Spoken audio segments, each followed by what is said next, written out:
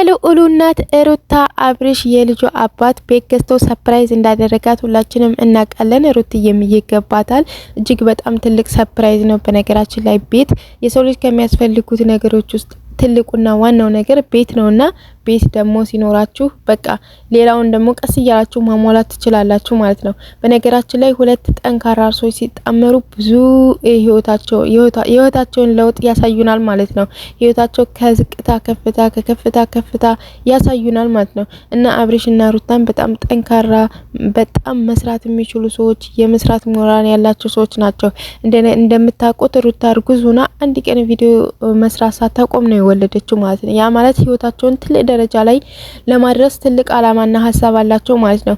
እንደዛ አይነት ቤተሰብ ሲኖራችሁ ደግሞ ልጅ እንኳን ሲወለድ ልጆቻችሁ ቤተሰብ ጋር የሆነ ችግር ቢፈጠር በሆነ ምክንያት ልጆቻችሁ ያልሆነ ቦታ አይወርቁም ማለት ነው። ወይም ደግሞ አይቸገሩም። በጥቅሉ እንኳን አይደለም እንደዚህ የሰሩት ነገር የቤተሰብ ሲኖር ይቅርና በሞራል ለራሱ ጠንካራ አባትና ጠንካራ እናት ሲኖራችሁ ልጆች ያን ያክል ችግር ላይ አይወርቁም። የሆነ ቤተሰብ ጋር የሆነ ነገር ቢደርስ ችግር ላይ ወርቀው አይወርቁም ወይም ደግሞ ከሰው ጋር ጥገኛ ሆነው አይኖሩም ማለት ነው።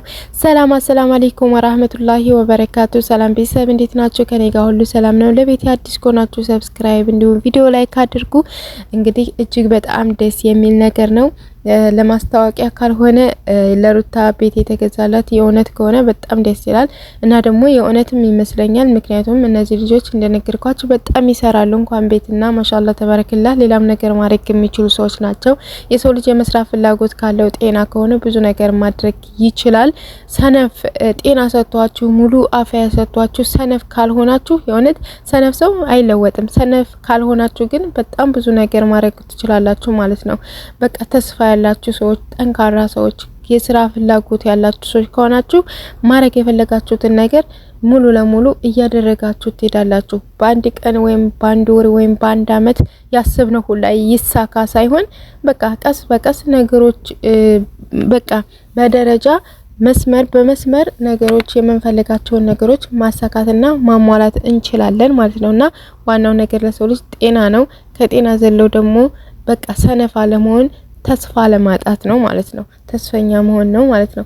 እና እንግዲህ እነዚህ ልጆች በጣም ደስ ይላሉ። እንደነገርኳችሁ ጠንካራ ሰው ሲገናኝ ሁለት ጠንካራ ሰው ሲገናኝ እንደነገርኳችሁ በቃ በስሟ መኪና ይገዛል፣ ከዛ ደግሞ በስሙ መኪና ይገዛል፣ ከዛ ደግሞ በስሟ ቤት፣ ከዛ ደግሞ በስሙ ቤት፣ ከዛ ደግሞ በሁለታቸውም ስም ቤት በቃ ከዛ ደግሞ በልጃቸው ስም ቤት እያሉ በቃ ህይወታቸውን እያሳደጉ ትልቅ ደረጃ ላይ ያደርሱታል ማለት ነው። በቃ በእንትን በስቴፕ ማለት ነው። በቃ አንዴ በመጨናነቅ ምናምን ሳይሆን በቃ በመስራት ይሄ ካለን ይሄ ደግሞ ቀስ ብሎ ይሆናል በማለት እዛ ቀስ ብሎ ይሆናል ያሉት ቦታ ይደርሳሉ ማለት ነው። ሳይጨናነቁ በቃ በመስራት ተስፋ ሳይቆርጡ ምናምን እዛ እንደርሳለን አሉበት ቦታ ላይ ይደርሳልና በቃ ጠንካራ ሆኖ ነው። በጥቅሉ ጠንካራ ሆኖ ያው እኛማ ጠንካራ ነን። በነገራችን ላይ ይሄ ተሰደን እየሰራን ያለን ሰው ጠንካራ ነን።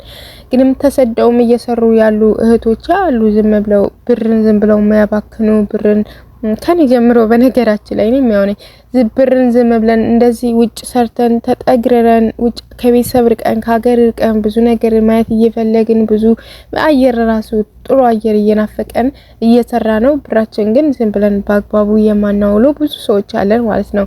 እና በነገራችን ላይ መስራት ብቻ ለውጥ አያመጣም ማለት ብር እየሰራችሁትን ብር ምን ላይ መዋል እንዳለባችሁ በምን መንገድ ማስኬድ እንዳለባችሁ ምናምን ካላወቃችሁ ዝም ብላችሁ ብትጠገረሩ ለውጥ አይመጣም ማለት ነው። እንደገና የአብዛኛው የስደተኞች ህይወት ነው ይሄ ዝም ብሎ መጠገረር ማለት ነው። ወይ አንድ ቤት ሁለት ቤት እንሰራና ከዛ ዝም ብለን እንጠገረራለን። ብር አምጭላለን ሁላ እንሰጣለን። ለቤተሰብ እንኳን ግድ ነው መርዳት፣ ግን በቃ ያላስፈላጊ ወጪ እናወጣለን ማለት ነው። ስትሰሩ አላስፈላጊ ወጪን ማለት ከማውጣት መቆጠብ አለብን። ትልቅ ደረጃ ወይም ደግሞ በቃ ህይወታችንን በስቴፕ ማስር ከፈለግ ካላስፈላጊ ወጪዎች መቆጠብ አለብን ማለት ነው። ስለዚህ እንደዛ ሲሆን ነው ፈለግንበት ቦታ የምንደርሰው እንጂ የሰራነውን ብር ዝም ብለን የምንረጨው ከሆነ የትም ቦታ አንደርስም። እንኳን አይደለም 2-3 ቤት እንኳን አይደለም 2-3 መኪና አንድ ቤት ለመስራት ራሱ እንቸገራለን። ምክንያቱም የሰራነውን ብር በአግባቡ ካላዝ ነው ማለት ነውና ማንኛችንም ሰርተን መስራት ብቻ ሳይሆን ብራችንን በአግባቡ መያዝ አለብን ማለት ነው። በተለይኛ የመዳም ቅመሞች ውጭ ሀገር ያለነ ሰዎች ደግሞ በተለይ ብራችንን በአግባቡ መያዝ አለብን፣ በአግባቡ መጠቀም አለብን። እንጃ በጣም የዋህነት ያጠቃናል እኛ የተሰደድን ሰዎች ማለት ብዙ ችግሮችን በጣም ስለምንረዳ የሰው ልጅ እንደዚህ ነው ተቸግር ያለው ካለን ያለንን ብር ዝርግፍ አድርገን ሁሉንም ለራሱ ብንሰጣቸው ደስ ነው የሚለን። ያ ሰው ከተቸገረ አይኖ የሰው ልጅ ከተቸገረ አይረዳ ማለት አይደለም። ከተቸገረ መርዳት ግድ ነው። የሰውን ልጅ ከችግር ማውጣት ለኛ ለራሱ ይጨመርልናል እንጂ የሚቀንስልን ነገር የለም። ነገር ግን ደግሞ ዝም ብሎ ያለንን ሁሉ እኛ ተቸግረን ለሰው መስጠት ሳይሆን ካለን ነገር ላይ ነው እንጂ ማካፈል። እኛ ሳናደግ እኛ ሰው ሀገር ሆነን እኛ በረሃ ላይ ሆነን እኛ ውጭ ብዙ ነገር እያመረን ሰው ሀገር ቀርተን ነገር ግን ያ ሰው ያለኝን ሁሉ ይውሰድ ማለት አይቻልም ማለት ነው።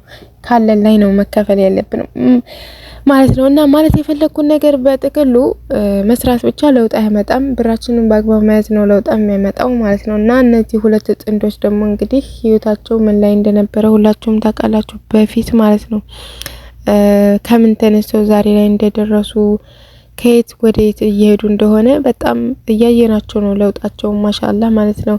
እና ይጨምርላቸው ከዚህም በላይ ከፍ ብለው ደግሞ ለማየት ያብቃን ማለት ነው። እነሱም በጣም ጠንካራ ትምህርት ራሱ መውሰድ አለብን ማለት ነው። ይሄ በሚሰሩት ድራማ ምናምን ለምን እንደዚህ ያረጋሉ፣ ለምን እንደዚህ ይሄ ድራማ ነው የሚሰሩት፣ ለምን ሩታን በደለዋል፣ ለምን አብርሽ ነው ምናምን የሚባለው ድራማ ነው የሚሰሩት። ምክንያቱም ስራቸው ውጤት የሚያመጣው በዚህ መንገድ ስለሆነ ማለት ነው።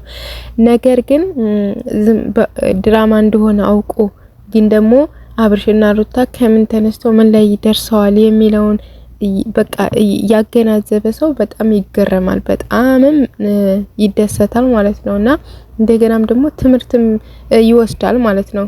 እንዴት ጠንክራችሁ መስራት እንዳለባችሁ፣ ጠንክራችሁ ሰርታችሁ እንዴት ብራችሁን በአግባቡ መጠቀምና ማያስ እንዳለባችሁ ራሱ የሚያስተምሩን ይመስለኛል። የግድ ወተው እንደዚህ ብራችሁ እንደዚህ አድርጉ ማለት አለባችሁ ሳይሆን በቃ በማየት ሰርተው ምን ሰሩ፣ ሰርተው ምን አደረጉ፣ ሰርተው ምን እያደረጉ ነው። እንግዲህ ብዙ ነገር መኪናም ለሩታ ተገዝቶላታል ይባላል። ያው የመኪናዋን ድምጽም ባታሰማንም ሩታ መኪናዋም ድምጿ ቢጠፋብንም ግን መኪና ተገዝቶላታል ራሱ ተብለናል ማለት ነው። መኪና አብርሽም መኪና ይዟል ማለት ነውና ለውጣቸውን እያሳዩን ነው። በነገራችን ላይ ምን እንደሚያደርጉ እየሰሩ ምን እንደሚያደርጉ እያሳዩን ነው። የግድ የሰሩትን ነገር እዚህ ጋር አንጥተው ማሳየት አለብን። እንግዲህ ለእውነትም ሆነ ለውሸትም ዙሮ የሰሩትን ነገር እያሳዩን ነው ማለት ነው። ስለዚህ ለውጥ ላይ ናቸው ማለት ነው። የሰው ልጅ ደግሞ ለመለወጥ ብዙ ነገር ያደርጋልና ለዛ ነው ብዙ ነገር እያደረጉ ያሉት ማለት ነውና ያው እጅግ በጣም ደስ ይላል ማለት ነው። በጣም ነው ደስ የሚለው። ሩትዬም ይገባሻል። የሆነ በጣም ጠንካራ ሴት ናት። እርጉዙና እንደነገርኳችሁ አንድ ቀን ሳታርፍ ነው የወለደችው። ሁሌም በተከታታይ ቪዲዮ በመስራት ኢቭን በራሷ ቤት ቀርቶ በጓደኞቿ ቤት እየዞረች እርጉዙና እንደዛ በቃ ወገቧን በጇ ደግፋ ይዛ በጣም ወጥራ ስትሰራ የነበረው እንግዲህ ትልቅ ያለሙት አላማ ወይም ደግሞ የሚወልዱት ልጅ በጥሩ ሁኔታ ተምሮ በጥሩ ደረጃ ተምሮ በጥሩ በቃ ሳይቸግራቸው አስተምረውና አሳድገው ለጥሩ ነገር ለማብቃት ለጥሩ ደረጃ ለማድረስ ትልቅ ህልም እንዳላቸው የሚታይ ነገር ነው ማለት ነው። ያሳካላችሁ፣ ልጃችሁንም ያሳድግላችሁ። እና ጠንካራ ሁኑ እላለሁኝ። ሁላችንም ጠንካራ መሆን አለብን በስራ ጉዳይ። እንደገና ደግሞ ጠንካራ ሆነን የሰራነውን ገንዘብ ምን ላይ መዋል እንዳለብን፣ እንዴት መጠቀም እንዳለብን ማወቅ አለብን ብዬላለሁ ማለት ነው። እና ወደ ሀገር ልጆች በያላችሁ በሰላማችሁ ብዙ ትርፍ ይበልኝ። ለቤት አዲስ ከሆናችሁ ሰብስክራይብ እንዲሁ ቪዲዮ ላይክ አድርጉ። ባይ ደህና ሁኑ።